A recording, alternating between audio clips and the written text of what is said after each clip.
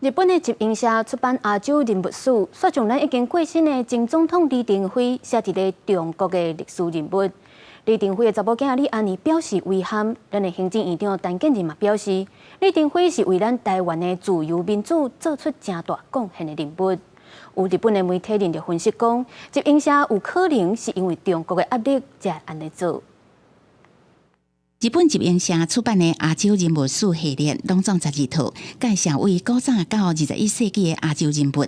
最后一本是迈向亚洲的世纪，按照地区国家来分，李登辉加前中国国家主席邓小平、武打演员李小龙，也个达赖喇嘛14世，拢算是中国历史人物。 行政院长陈建仁初三表示，希望日本出版社会当尊重李登辉对台湾是主权独立的国家所做的重大贡献。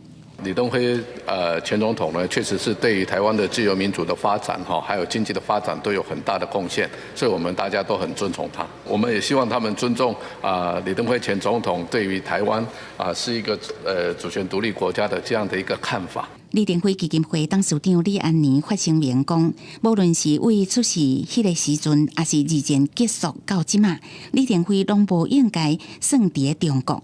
强调李登辉是台湾人，心中所想所做的，拢是台日两国关系。呼吁集英社会当思考，甲李登辉列伫中国敢有适合？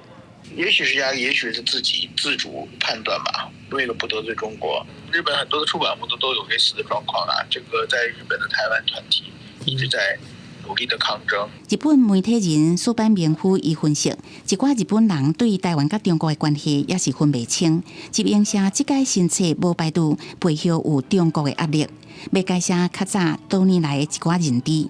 台日双方也有真侪需要努力的空间。记者综合报道。